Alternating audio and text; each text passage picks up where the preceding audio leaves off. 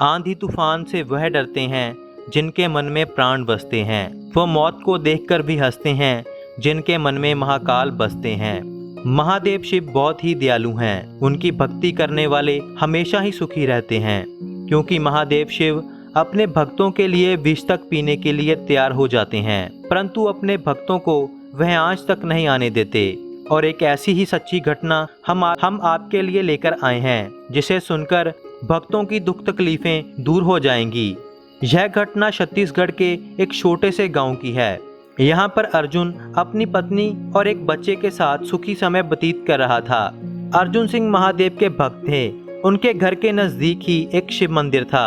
उनका यह रोजाना का नियम था कि वह सुबह सुबह शिव मंदिर जाते और 1 घंटे तक वहीं पर महामृत्युंजय का जाप करते।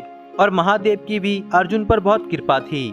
शिव की कृपा से ही 6 साल पहले अर्जुन एक सुंदर बालक के पिता बने थे। अर्जुन सिंह की तरह ही उनका बेटा भी शिव की भक्ति में रुचि लेने लगा था।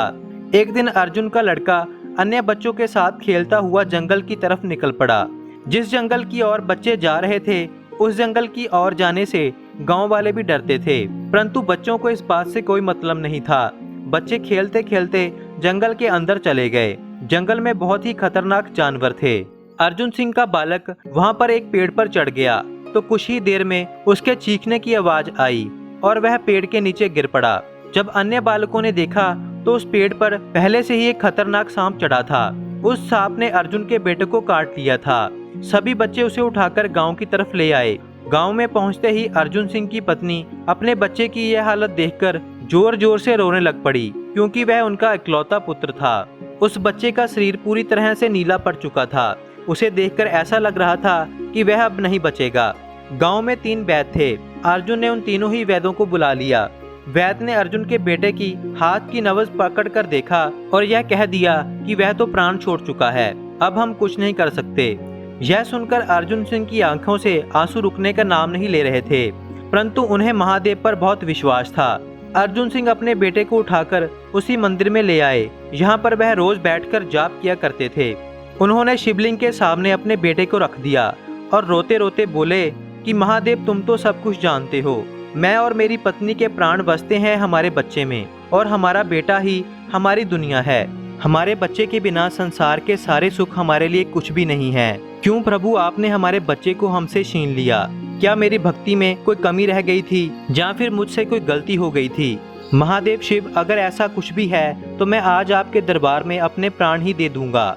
अर्जुन सिंह ने रोते हुए महामृत्युंजय का जाप करना शुरू कर दिया। थोड़ी ही देर में अचानक से तेज हवा चलने लगी और मंदिर में घंटियां जोर जोर से बजने लगी। तभी अर्जुन सिंह के कान में हल्की सी आवाज आई कि पुत्र, तुम क्यों रो रहे हो? तुम्हारा बेटा मरा नहीं है, बस आराम कर रहा है। अपने बेटे को नींद से जगाओ। अर्जुन सिंह ने अचानक से अपनी आंखें खोली और आसपास देखा, वहां पर कोई भी नहीं था। उसने अपने बेटे को देखा तो उसका बेटा धीरे धीरे से सांस ले रहा था, जैसे वह किसी गहरी नींद से जागा हो। अर्जुन सिंह के बेटे ने उठते ही कहा कि पापा, हम मंदिर में क्या कर रहे हैं? मैं तो खेलने के लिए जंगल में गया था। अपने पुत्र को जीवित देखकर अर्जुन सिंह की आंखों से खुशी के आंसू बहने लगे और उसने अपने बेटे को अपने गले से लगा लिया। महादेव का धन्यवाद किया और बोला कि यह तेरा ही चमत्कार है। महादेव शिव, आपने दिखा दिया कि अगर भक्तों की सच्ची श्रद्धा हो तो तुम्हारे भक्तों को मृत्यु छू तक नहीं सकती। और अर्जुन सिंह शिवलिंग के सामने लेट गया और महादेव का धन्यवाद करने लगा। अगर हमारी भक्ति सच्ची हो तो भगवान को भी अपने भक्तों को बचाने के लिए धरती पर आना ही पड़ता है, और यही एक दुनिया की सच्चाई है। हर हर महादेव।